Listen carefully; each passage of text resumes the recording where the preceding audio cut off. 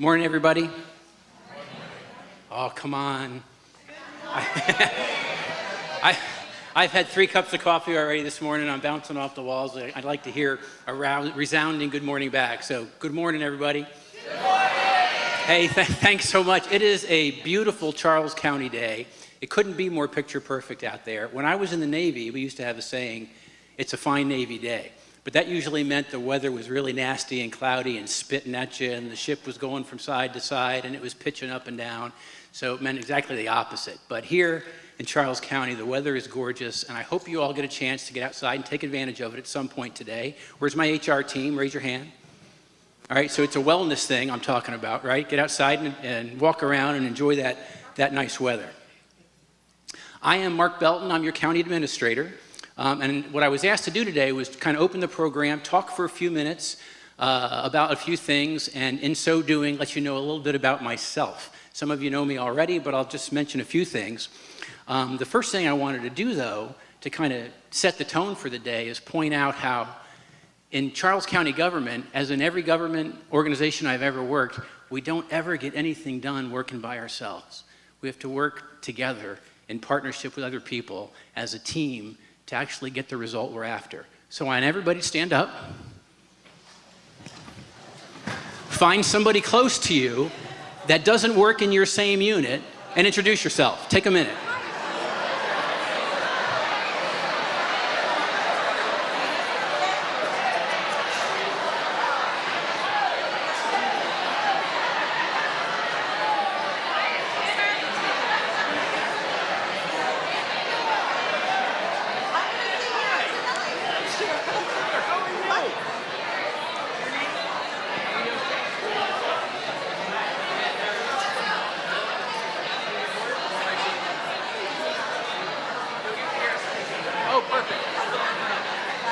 Okay, that's enough fun. Sit down.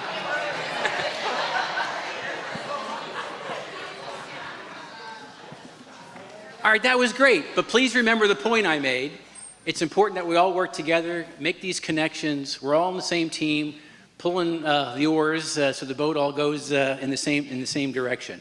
I'm going to briefly mention 3 points that I think are really important to me as the county administrator for employees in our workforce. And if you're writing things down, you don't have to, but if you're writing things down, this would be one of them. Those 3 things are passion, excellence, and inspiration. Okay, I wanted to talk about the first one, passion, just for a couple minutes first. What's your passion? I'm gonna get out and about. I think Marguerite is helping me schedule individual appointments with the individual units starting in June. And I really enjoy that. I like talking in small groups because I get to know people a lot better that way. It's important for me, or to me, to understand you, and to get to know you, I like to understand what you're passionate about, what makes you tick. There's a lot of things that make me tick, that get me passionate. I'm a father. I have 6 children. How's that, right? That's letting you know more about me. So my wife and I have 3 sons and 3 daughters. The oldest one is 33. She has 5 children of her own. She's ahead of my wife and my pace. I think that's a goal of hers. And my youngest one is 17. So 3 boys and 3 girls. Right now we live in Annapolis. We're trying to figure out a home situation down here as we move forward. So if you get any suggestions, let me know. One thing I'm particularly passionate about professionally is natural resource stewardship. Okay, so we live in a beautiful place, Charles County. It's one of the most beautiful counties in the entire state of Maryland. I know, because for the last 4 years I've been Governor Hogan's Secretary of Natural Resources. I've got to travel around the state, been to every single county, talked to every single group of county commissioners, county executives, community groups all over the place. Charles County is truly a blessed place, natural resource-wise.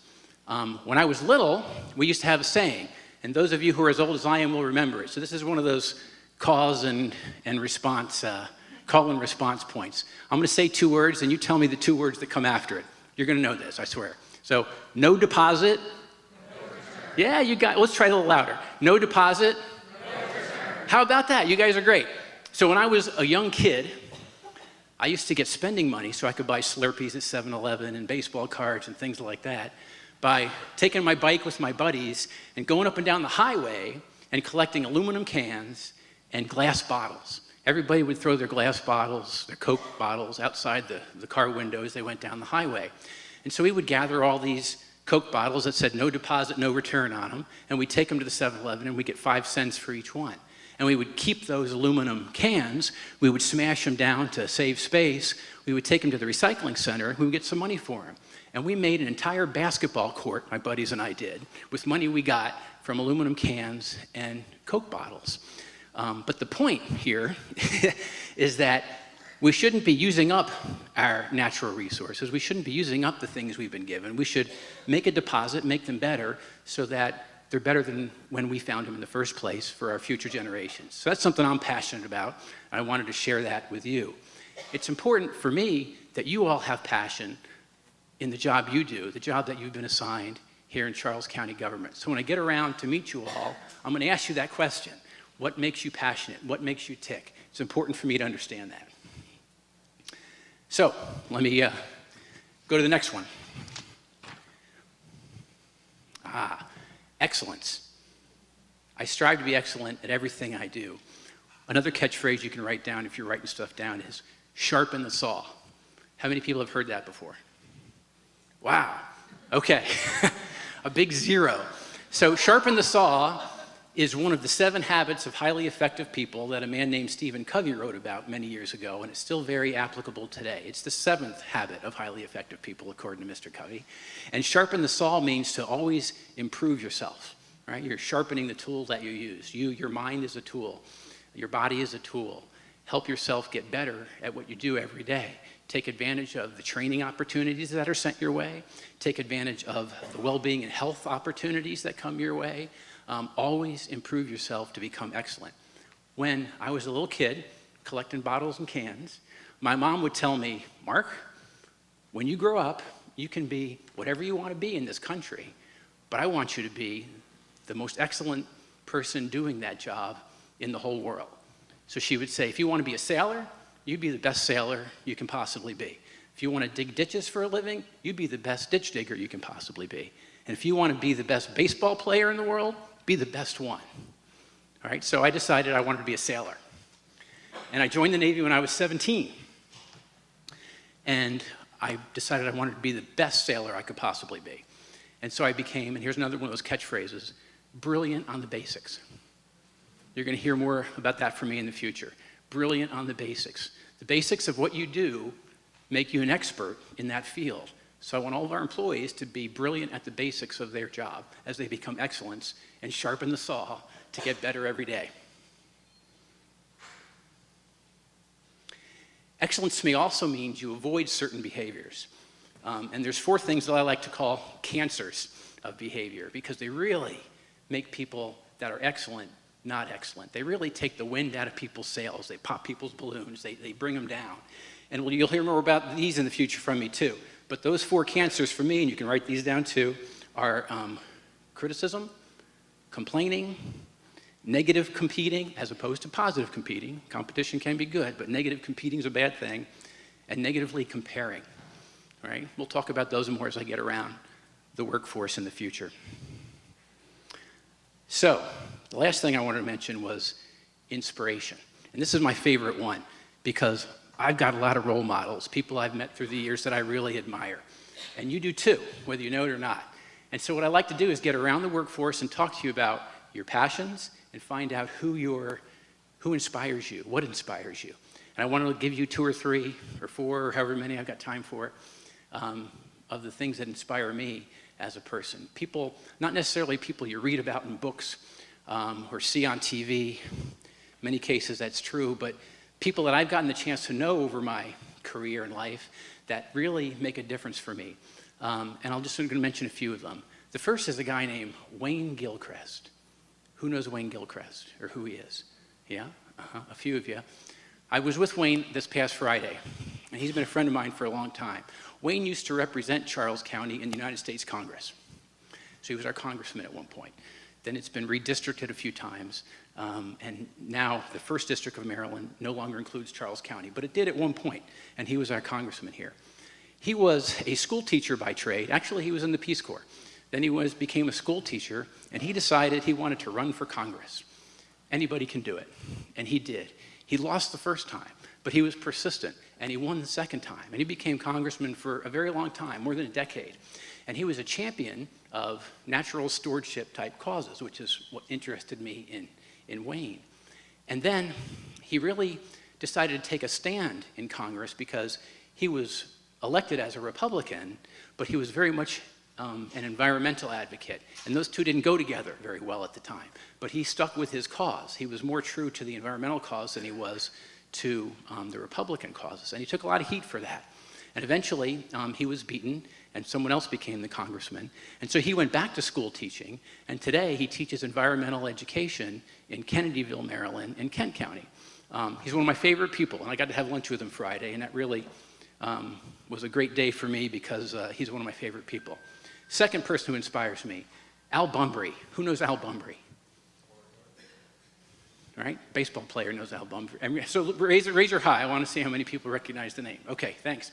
Al Bunbury, when I was a kid, was the American League Rookie of the Year. He played center field for the Baltimore Orioles. And today he is a Oriole Hall of Famer. I had a chance to spend an afternoon with him a couple months ago. What a great individual. I admire him not because of his baseball statistics, and he was a lot of fun to follow as a young kid growing up listening to the Orioles as I fell asleep every night. But what I really admired about him was he's one of the few professional baseball players who served in the military and actually decided to do that and take time to do that away from his prime years when he could have been playing baseball and making a lot of money. And when you ask him what he's most proud of in life, it's not his accomplishments on the baseball field or where he's a Oriole Hall of Famer. It's that as a tank platoon commander in Vietnam, he was able to bring every one of the people that were in his unit back home safe and alive. That was his thing that he was most proud of in his entire life. So Al Bunbury is an inspiration to me for that particular comment. All right, I'm going to give you a list of 4 people, names some of which you've heard, and they all have something in common, and maybe somebody knows what that might be. So Jeremiah Denton, John McCain, Pete Peterson. What do they have in common? Somebody raise their hand. Too many mumbling. In the back, Bill. You know the answer. POW. Right, Vietnam POWs. So when I was 17 and I joined the Navy, I went to the United States Naval Academy for college. And paraded in front of us as an example to follow were the folks who had not that long ago been released from prison at the Hanoi Hilton in Vietnam, where they were tortured for years because they were military members of the United States of America. And I got the chance to, talk with some of them and listen to what they had to say. And they really inspired me for their patriotism and their love of country and just this inner strength that they had. So those folks inspired me and are my heroes.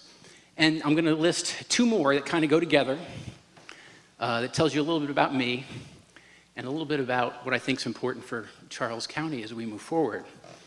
And that is the people who live in Kosovo, all right, out in the Balkans, and the people who live in the country of Iraq in the Middle East. Now, I mentioned I was in the Navy for 31 years. I retired as a 2-star admiral. And during that time, I got to be deployed overseas on a couple of occasions. One was to Kosovo, near the end of the Kosovo War that was taking place in the very early 1990s. And the other was in 2009 when I spent a year in Baghdad, working with the Republic of Iraq government, helping them learn how to govern their country and become capable at doing that and providing services.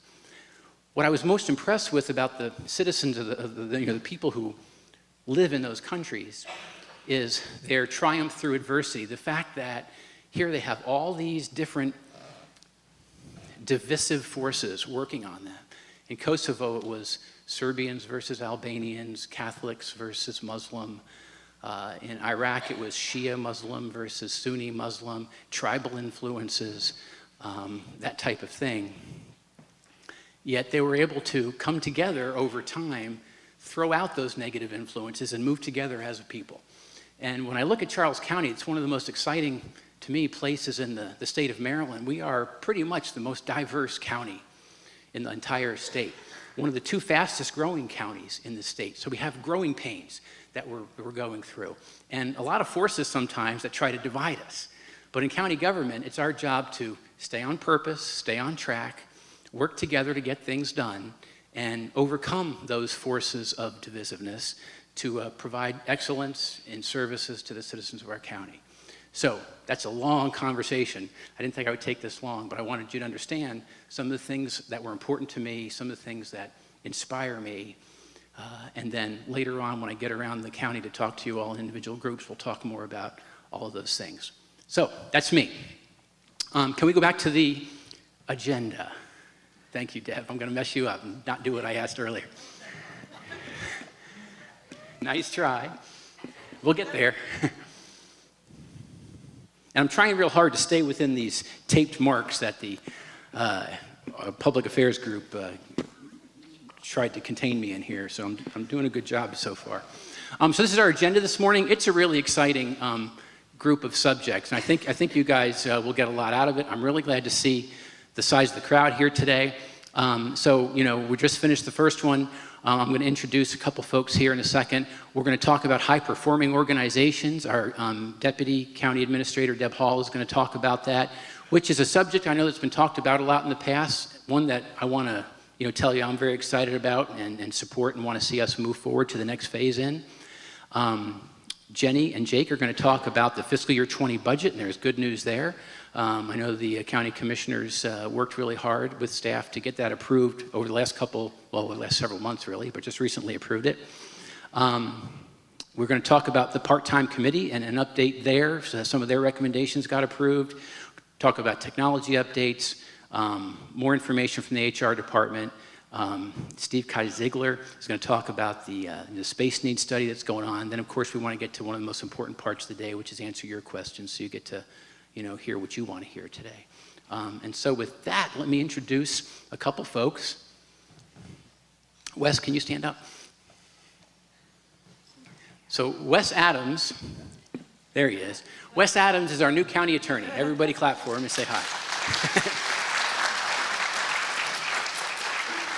We're really fortunate to have Wes here as our new county attorney. He hails from Anne Arundel County, where most recently he was the elected state's attorney up there. He's got a fantastic resume. He's an outstanding lawyer. We're fortunate to have him.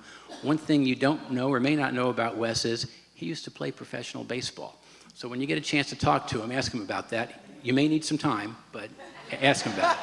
You want to say anything, Wes, real quick? One, I'll just say hello. Whoa.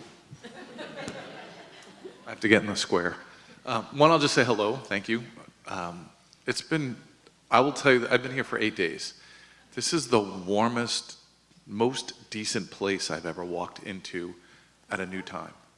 Everybody here is friendly. I mean, everybody. From the first person you meet in the morning to the last person you see at night. Sometimes that's 7, 8, 9, 10. If you got caught in the animal board meeting last night, it was probably like midnight. So it's just a great place to be. I'm really excited to be here. The worst thing you could ever do is give a lawyer a microphone, so I'll give it back. But it's very nice to meet you all, and thank you for welcoming me.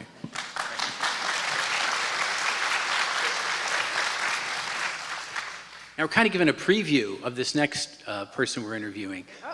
Back. A little too quick on the trigger there, Deb. Sorry. So you see Wes's picture on the left up there. The person on the right is Alexis Blackwell. Alexis we've hired as our new Human Resources Director. She starts on June 11th. So we're kind of preparing the ground for her before she gets here. Alexis, we're very excited to have aboard. She is currently the Human Resources Director for the city of Tacoma Park. So she's got a lot of great experience, a whole career worth of HR expertise, and she also happens to be a resident of Charles County. So we're really excited to bring her into the fold. Okay, and with that, I'm going to go ahead and move forward in the agenda and give the microphone to Deb Hall. And as we get ready to do that, though, we have, as a reward for coming today, 4 raffles. 4 things we're raffling off. So we're going to do the first one right now, and then Deb's going to go into her HPO presentation.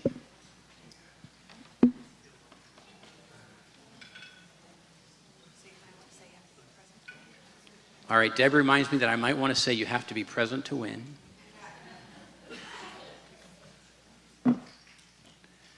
Since there's no names on these things, I guess it's the number that counts.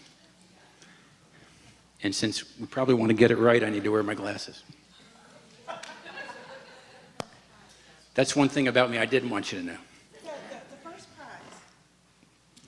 So the first prize, we have a number of prizes today, and they're all exciting. We're going to save probably the best for last. But the first prize is a bag full of tons of little gifts from various departments within Charles County government. It's actually really, really nice. There's a lot of stuff in here. A lot of swag. A lot of swag. All right, so the ticket number for the first raffle is, I'll give you the last four. It's 8298. Who's the winner? There we right here in the center. Come on Linda down. Arnold.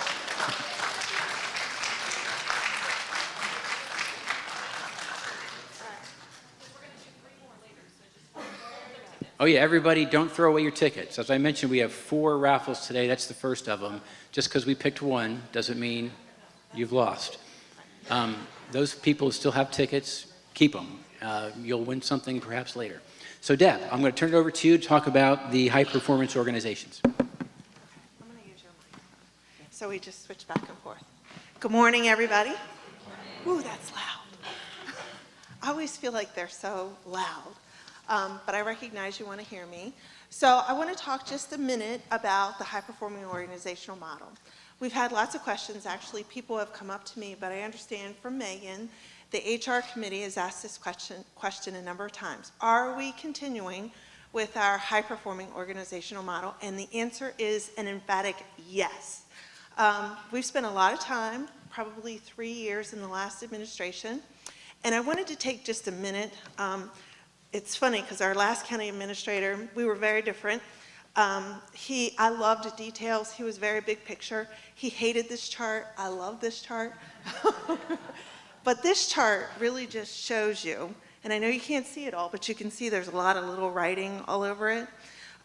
This is the high-performing organizational model.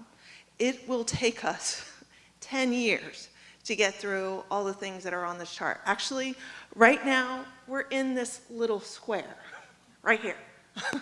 And so, the last administration, Mark and I made a conscious decision when we started working on the high-performing organizational model that we were going to work on our work culture first. We were going to improve how we thought about ourselves internally before we transitioned to an external focus, and it was a conscious decision. And so we've spent the last several years, I'm going to move this down, doing our leadership philosophy, which is posted throughout, our core values and beliefs, and we've integrated that into almost everything. It's in your performance evaluation system. It's in the HR manual, along with our leadership philosophy. I mean, it's really gotten into the fibers of Charles County government, which is good. We do have one area that we haven't fully tackled yet, but according to Megan, the HR committee is going to tackle it, which is coaching and feedback. So a lot of I think that, I'm really excited about that, by the way. Have volunteered to do anything that she needs me to do. But I love that. But again, really focused internally. So what's interesting is, while we were doing our internal focus, happening simultaneously was performance measures. And that's really interesting because there was a big committee that got together and we did performance measures software acquisition. So we started out looking at what kind of software do we need to actually do performance measures very well. And it was made up of a multitude of experts, and I don't want to forget who they were, so I have my chart here this morning. Robbie Jones was on that committee from Emergency Services, by the way, an expert at performance measures. Kathy Reisinger from PGM, I know she's here somewhere. There you go, in the back. I don't know why you're in the back, sit in the front. Evelyn Jacobson, Mr. Jacob Dyer, Amanda Windsor, who's also here, I saw her walk in from the Department of Public Works, and Sam Drury, all of which participated in this committee. And so we spent a lot of time talking about performance measures, and what we came up with is we were not really ready to purchase software. And the reason for that is we don't really do, and it's not a criticism, it's just a fact, we don't do performance measures well here. And so we felt like we needed to back up and get ourselves trained. And there's a lot of industry out there that'll actually come in and train all of you on how to do performance measures, and there's lots of different trainers. And what we decided to do as a committee is kind of train the trainer. And so this committee, all the people that I mentioned before, have obtained some training, and we've developed some workbooks to do performance measures. So all that's been going on while we've been doing this internal focus. We are ready to begin performance measures, but we really needed to wait until the commissioners got here to do new goals and objectives.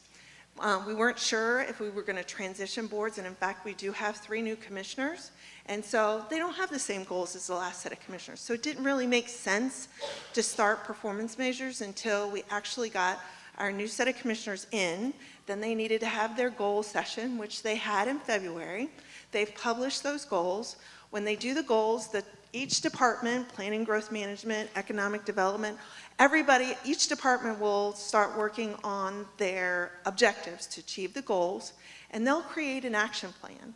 And that action plan will lead to performance measures. And so we are shifting from work culture, which is our foundation. We still want to do HPO and everything that we do, our core values, our beliefs. We're going to do coaching and all of that. But that's our foundation to move to the next level, which is our external focus. What do we do for our customers? What do the commissioners want us to achieve in each department? And how are we going to do that in our action plan?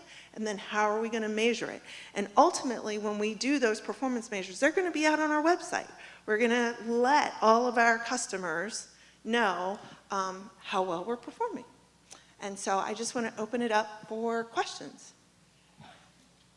No questions? Really? Wow, okay. So next on the agenda is Jenny. Do you want your clicker, Jenny? No, that's it, one slide. All right. Yeah, this is a little strange because I'm normally like this.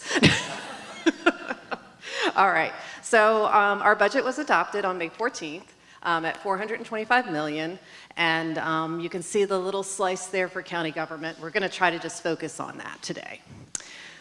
So the biggest thing is what happened for salaries. If you haven't heard, there's a merit increase for all eligible staff and a 1% COLA for non-union employees that is effective in January. So I'm going to let Jake explain further. So Jake's going to go over how that impacts part-time staff. Hey guys, this is my first time doing this. I am Jake Dyer, I'm Chief of Budget. This is my first year as Chief of Budget, but I just realized 2 days ago was my 17th year here, so I am a seasoned vet. I've been sitting with you guys for the last 16 years, so be gentle for this presentation. For part-time, we did a lot of good things for part-timers this year. We made the COLA the COLA now apply to all part-time employees. In the past, it was only the part-time 1 employees got the COLA, not the part-times 2. So going forward, the COLA is going to be applied to all employees. We also added more funds to departments' part-time budget. So at their discretion, they can, some part-time employees could see a raise on their anniversary date, just like all full-time employees do. So we could now start treating the part-timers equally as full-timers. As you might not be aware, but we have just as many part-time employees as full-time employees. So we're now going to be treating them fairly with it, for at least for the budget. We also, yeah, there was a part-time committee recommendation that is going to be spoken on the next slide, but there was a pay scale compression request that was recommended to the commissioners. And we actually implemented funding for that, so there will be a part-time pay scale compression increase effective January 2020 when the COLA goes in effect for the full-time employees.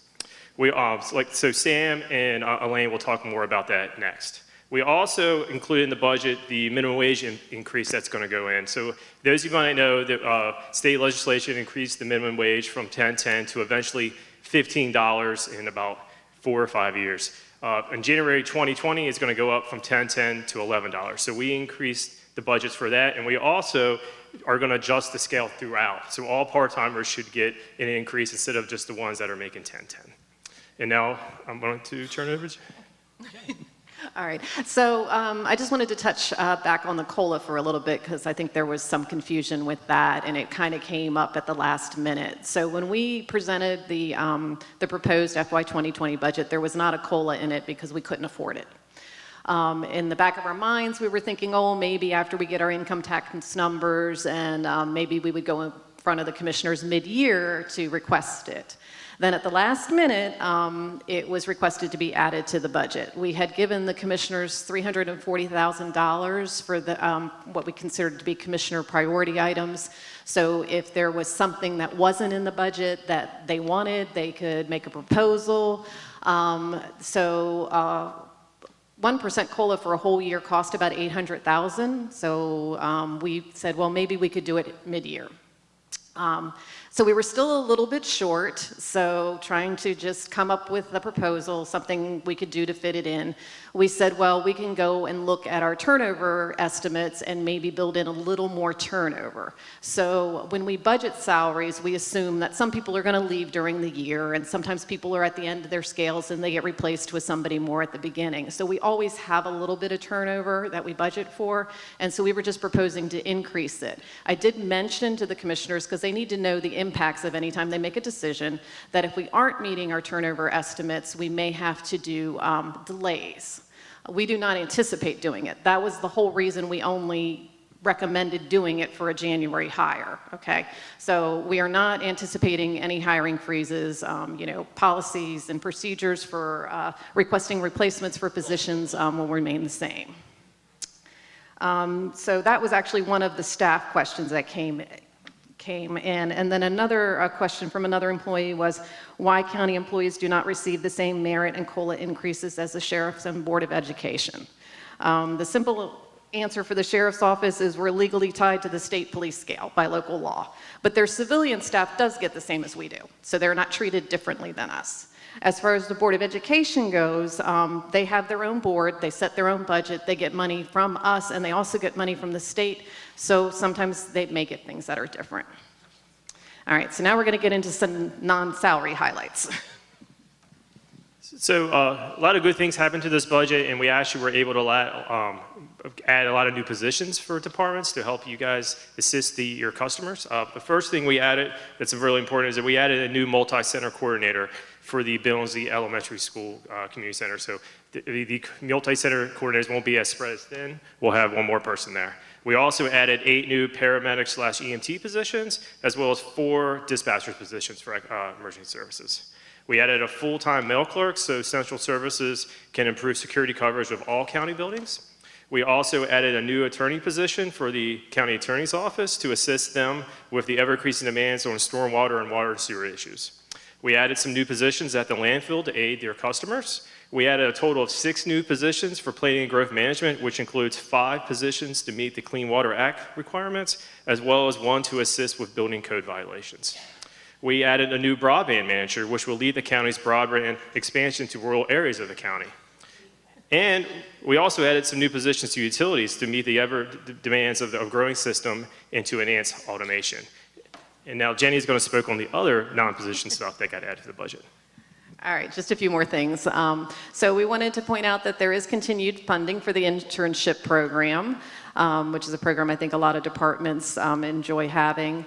One thing that you as employees might not realize is that part of the budget, we actually incorporated some money to help offset the health and dental rate increases. So when you got your health fare packets, the rate increase was lower than it should have been because we're subsidizing that. There's funding in the budget to replace the county's aging vehicle fleet, so we'll actually be doing a capital lease of approximately $4 million for vehicles and equipment, so trying to keep everything up to date. We have funding for county technology investments, one being a new financial software, which will be covered under our IT updates, and also the new radio communication system. And then lastly, a few capital improvement projects that are in our 5-year plan that are maybe of interest to employees are construction of new facilities, including an animal shelter, a Van Gogh maintenance facility, the first phase of the Waldorf Park, the second phase of the Popes Creek waterfront development, and then improvements for the landfill, scale house expansion, Capitol Clubhouse, Elite Gymnastics, playgrounds, Gilbert Run Boardwalk, and the vehicle wash bay at Public Works. So those are just some highlights. So I also would like to thank, though, I know Jake and I are up here a lot presenting, but it really is the team. You know, we have Tanny, Sam, and Deb back in the office helping us prepare all these numbers. We're just the ones that usually come up and present them. So, all right, next I think we have the part-time committee, right?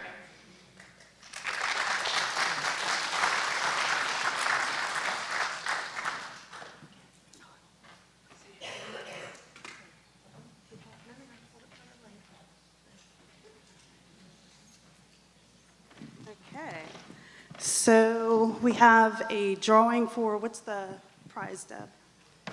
This, I know you guys would be so happy about this, I'll let you read it. Okay, so the prize is a certificate that allows you to lunch with our County Administrator, Mark Belton, and Deb Hall, our Deputy County Administrator.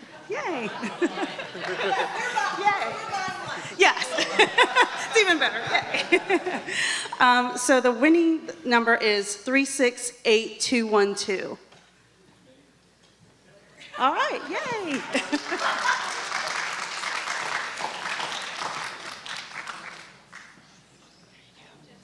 Okay, congratulations.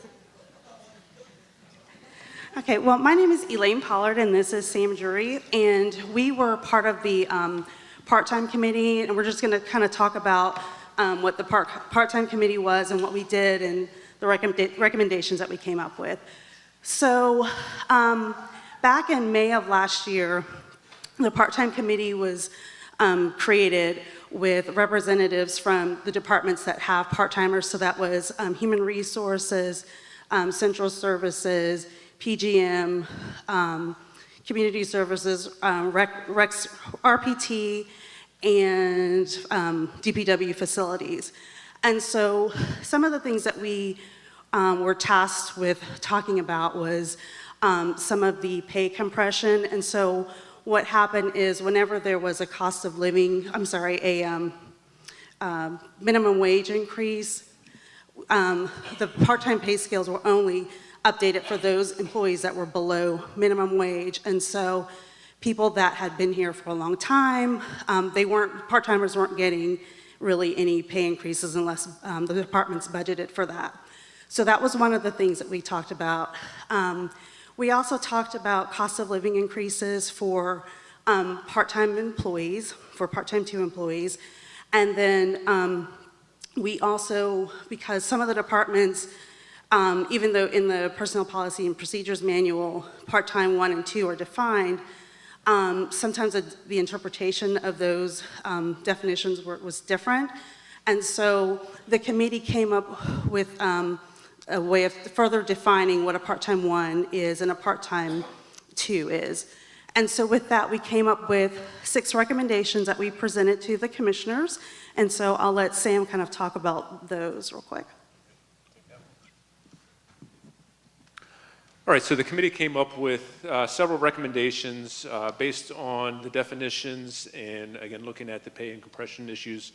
The big ones we already kind of talked about, Jake touched on already for us, so I'm not really need to go into too much detail, but a couple things is the part-time 1 and part-time 2.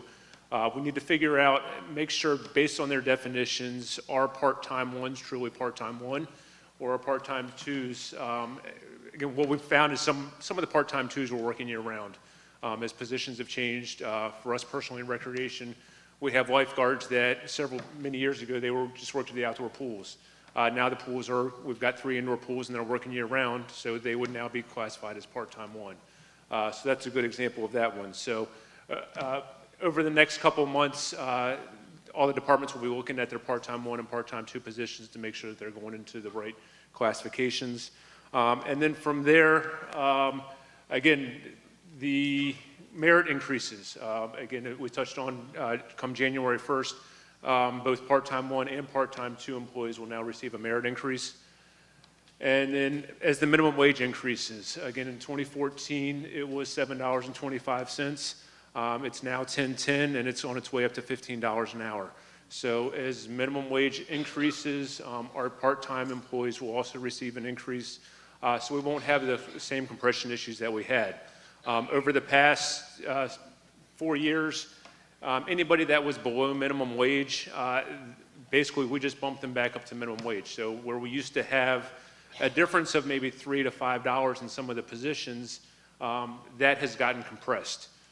So we're looking to increase that, and again, in plan for any future, be proactive as there's other increases, then everybody else will get those minimum wage increases as well. And lastly, Human Resources will update the employee manual with the definitions and anything else that it pertains to. So with that, are there any questions on part-time employees? All right, so with IT's next.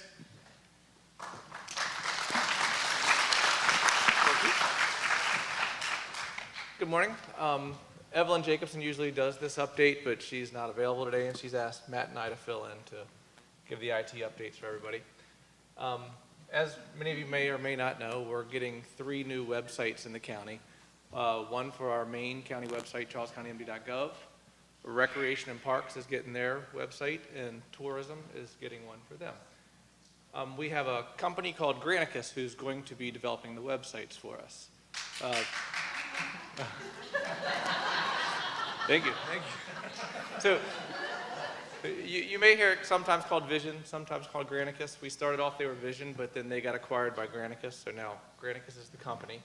But they're helping us do the development. They've come in and we've analyzed our sites just to kind of get a feel for how residents use the site. We put some code on the home pages of the sites to kind of see how people interact and where they click and kind of know. You know, it's interesting some of the stuff that came back because we get a heat map so you can see all the hot spots where people are doing their business. And we realize not too many people scroll to the bottom other than check your paycheck on the payroll web portal to get that link down there. So then they also put out a community survey, and this allowed citizens to volunteer how they come and interact with our site. They got to answer questions and then just sort of see what kind of interaction they have with our website. And then also what they did, which was kind of cool, is they got members of the public to come out, and they would sit in a room, in front of a PC, and they would record them as they gave them tasks to do. How do you apply for a permit on this website? How do you pay your water bill, whatever it might be? And it really helped us identify where people have difficulties, you know, when they come to our site, when they're trying to accomplish something. For example, that was right at the same time that we were going live with Intergov. And when the person gets to the question of how do you apply for a permit, everything was Citizen Self-Service Portal. Everything said Intergov. Nothing was, hey, apply for your permit here. And we had to take some immediate action for stuff like that, but it also helped us to plan for the future for how we're going to set these sites up. And then, you know, in addition to that, they've given us training how to just sort of put content on the web, kind of get away from the too long, didn't read kind of content that just kind of drones on forever with information nobody cares about. And you know what I'm talking about. You're like 45 bullets into it, you're like, I just want to get a license for my dog. So at this moment, we put together some specifications, and we're working with them.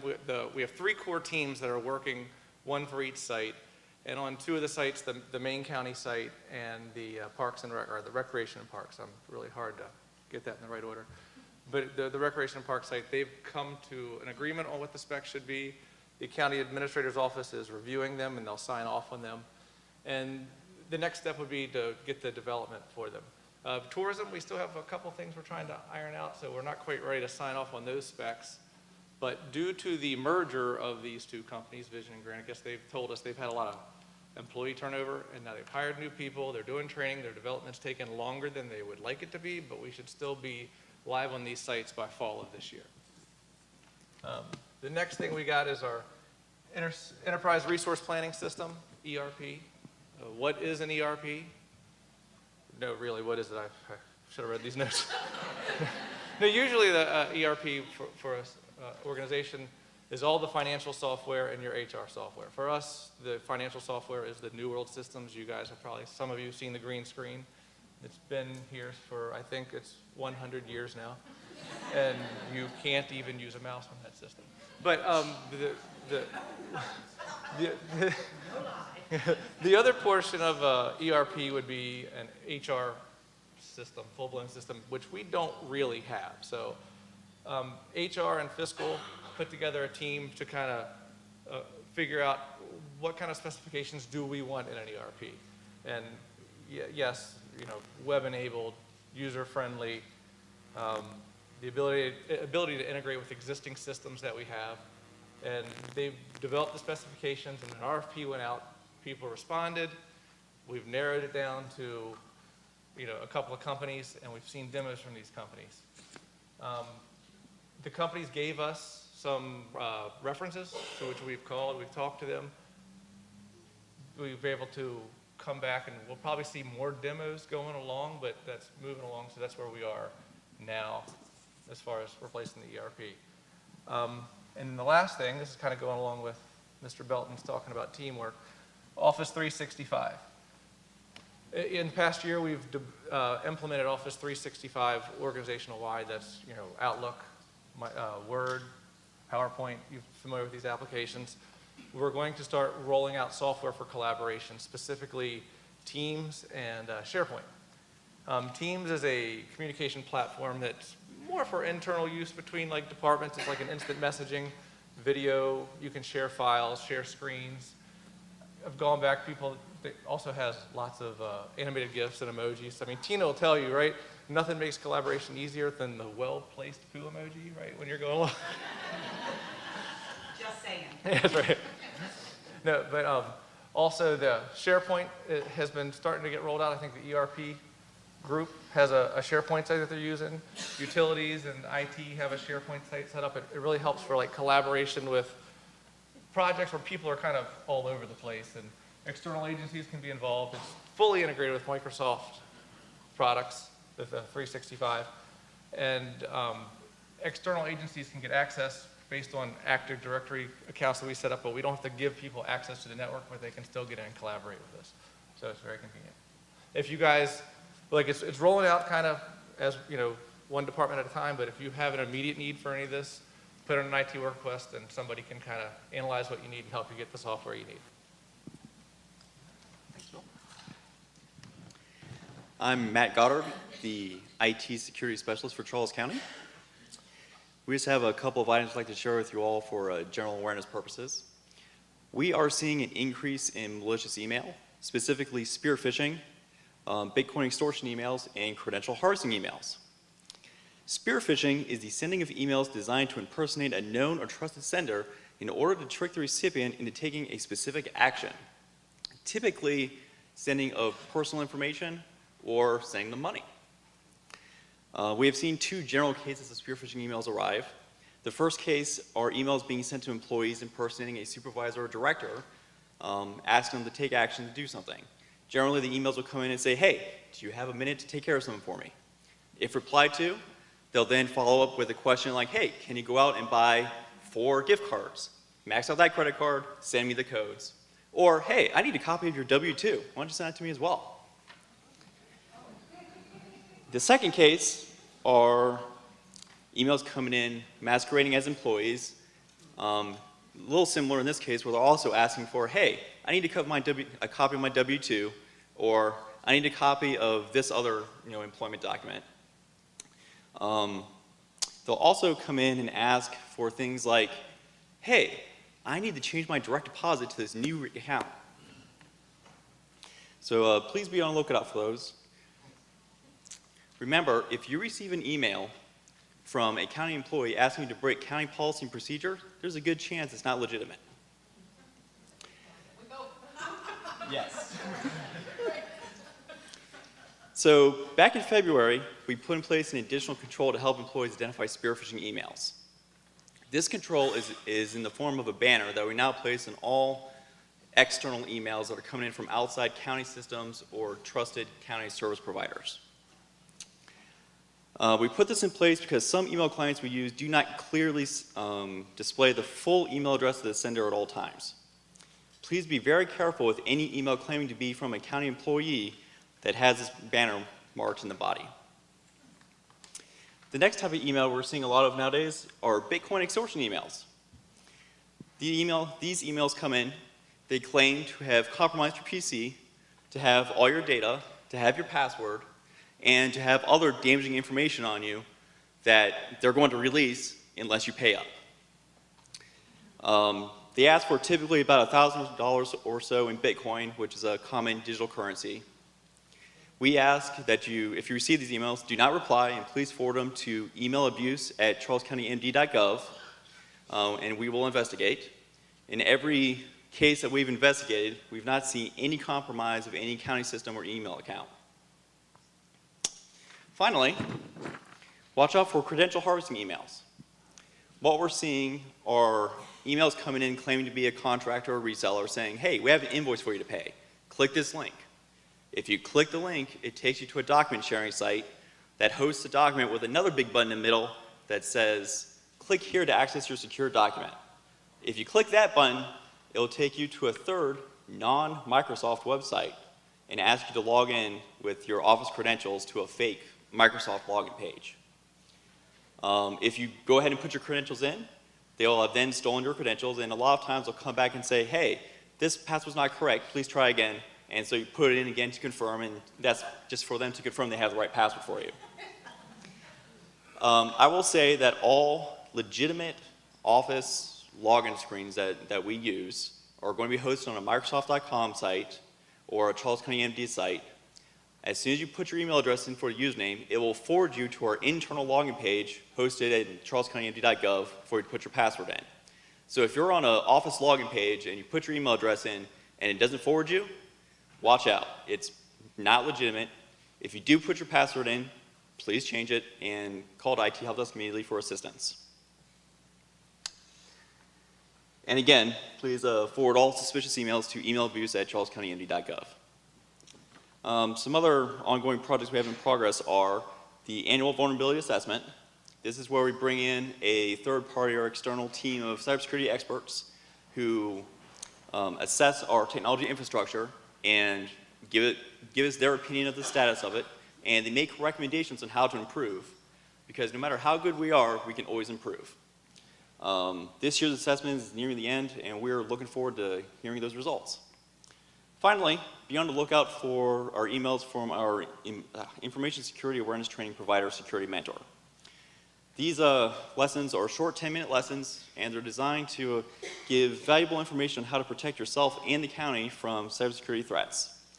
The emails are sent from lesson notice at securitymentor.com, and they will not be marked with the external email provider since they are a trusted service provider for the county. Finally, if you have any cybersecurity related questions or concerns, please email me. Up next, we have HR. Okay. I understand we're running a few minutes behind. I'm going to be rather quick, but I'm going to pick a raffle ticket. So, and the prize is a $25 gift certificate to Hancock Family Farms, which is a local producer of meat and eggs and great food. Okay. And you have to sign for it. Okay. All right. The last 4 digits are 8330. Yeah, Pat Parsons, is that you? 8330, maybe? Yes? He's looking? Yay! All right. Can you do that? And I'm going to keep going. Okay. All right. I'm going to get started. So I was asked just to give a few updates that are happening in HR on some projects, so I wanted to do that with you all. So the first is our classification compensation study update. As you know, you've probably heard about this over the last year or so. We did put it out with the help of the purchasing division for an RFP. We received 6 proposals back. They came back at the beginning of May, and there's a team of 5 of us that are scoring those proposals. And so our Score sheets are due back to the purchasing division Friday by 10 a.m. Right, Yafa? Yeah. So we are diligently working on that now. So once we do that, then we'll have some meetings, determine a finalist, and then be able to sign a contract and move forward. We're really excited about that. And so some of the things, just so you understand what we'll be doing, the vendor that we choose will be doing, is to really look at our current classification system. So that's where we have right now the 20 grades and a minimum and a maximum and a midpoint salary. That's what I'm talking about when I say classification system. We'll look at standardizing our job descriptions, so we all know that they need some work and some help. We'll also do a benchmark analysis or a study of county jobs and compare it to other jobs in our region and with counties or other areas that are, or workforces that are similar to ours. We will look at pay compression. You heard a lot about that already through the budget office and the part-time committee. And so again, another example of that is if someone has worked here 15 years, they may be making a similar salary as someone who's been here 10 years because merits may not have been part of the budget for certain parts of those years, and so those salaries have compressed together. And we want to take a look at what that looks like and if there's any changes we could potentially recommend to the commissioners. We'll also be looking for the vendor to offer us any recommendations on additional pay incentives, structures, should we go back to a different system and use steps instead of merits? What is the best thing for our employees? And then obviously helping to update our manual and administering and making recommendations to the commissioners. So that is our update on the class comp study, and we'll keep you posted as we move forward. Oh, I'm not done yet. I'm not done. Sorry. You got a couple more slides from me. I got more updates. Employee survey update. So thank you very much to all of you who participated in our survey. I hope that over the last 2 years you've seen when you participate and you make comments, we do make changes. So we hope that the comments that we've received will be just as great as they were 2 years ago. We received 438 surveys. We have about 750 full-time employees, and that was an increase of 61 surveys from 2017. So we're really pleased with that. I don't have any data to share with you right now. Our plan going forward, so you know where we're at, is we are HR scrubbing that data. So sometimes employees like to list other employees' names, or they like to use inappropriate language. And so we take all of that out because we don't want to identify anyone in the comments section. So we need to redact that data. Once we do that, then we will release the survey and the comments to the HR Employee Committee. We'll work through it, hopefully through most of the summer and into the fall, about grouping comments together, figuring out trends, what are some of the recommendations from our employees, and what do we think we could implement and get approved through the county administrator and the commissioner. So that's really where we're at. We will release, like we've done in the past, all the data to every employee, the redacted data, sorry. We're not gonna give names out, but we will release all of that to everyone, okay? Not done yet. And then last slide. Open enrollment. So it's our favorite time of the year in human resources, especially for Kim and Angel. So our open enrollment ends on Friday. Please remember, if you want to make any changes, you need to do so now. Especially if you're in flexible spending, you must re-enroll every single year to be in that flexible spending account for the following year. There is a benefit fair that's started a minute ago, and it goes till 1 o'clock. It's down in the old lunchroom. So please stop by. We have a wellness table up by the HR department where there's some giveaways and goodies. There's seated massages happening as well. But please go visit our vendors. If you need to see a deferred comp vendor, all 3 are here today. Deferred comp doesn't have anything to do with open enrollment. We just include them in the meetings. You can make changes to your deferred compensation, whether it be enrolling or decreasing, increasing your amounts at any time throughout the year. We just offer all 3 here today, especially if you've never participated. It's a great time to see all of them at one time. Okay? So please stop by before you head back to work today. That'd be great. All right, I think I'm done. I'm going to turn it over to Steve. Thank you, Megan. So I'm going to try and be briefer since we are time limited. last time the county undertook a space needs study or analysis, I believe, was 2007. And as you know, 2008, 2009, 10, we had some issues with the economy, which made it very difficult for the county to proceed with the recommendations that were provided. Well, it's been 12 years. County government is very different. Our workspace needs are different. So last fall, we commissioned the study. We're calling it the Space Needs Study. The purpose is to analyze the workspace needs and develop a comprehensive space layout assessment for future of county government services. How many people here are satisfied with your personal workspace? You get about 10% of the hands. Yeah. So it's an issue, and it's an issue in a lot of places. The consultant that we did hire was Peck and Associates. It's a family of Pecks. We're looking at it being a 2-year project. Phase 1, short-term means 1 to 3 years. And that really only covers the county government building, circuit court, health department, board of education, and the La Plata Library. And that's because over the last administration, it was felt or decided that those were the areas most in need and needed to be handled in a phase 1. The second phase, the middle range needs, 4 to 6 years, now brings in public works, emergency services, community services, economic development, recreation, parks, and tourism. So where we're at with the phase 1 component, we're about 50% completed. The consultants have completed site surveys. Interviews have been completed. Those are very, very time consuming because you have consultants and our staff working with a variety of folks with the other departments in this building and several other to identify what the space needs might be. An analysis is currently being developed, concept design for reconfiguration, renovation of the government buildings being developed. Let's keep in mind, county government is getting bigger again. And in the county government building, for example, there is no new space. So what we've been doing over the last 10 years is we have been moving walls around. We've been compressing people's workspace, and it's at the point where it's becoming pretty non-functional. Feasibility and cost to create a new commissioner meeting room, the place that we're sitting in now, is being analyzed.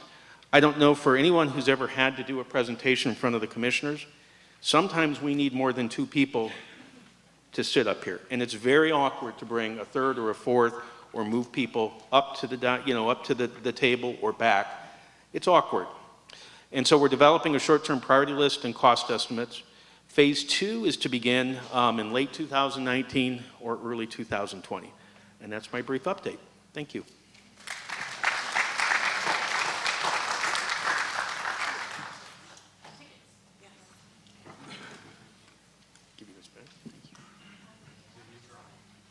All right, we have the final drawing today, which is this certificate entitles you to 4 hours of administrative leave.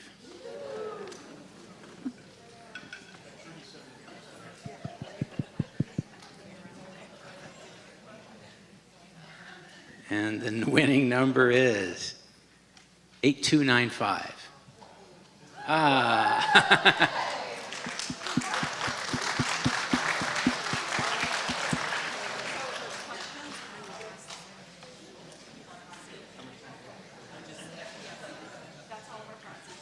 Okay, so let's move on. We're a little bit over time, but I wanted to take some of your questions, certainly.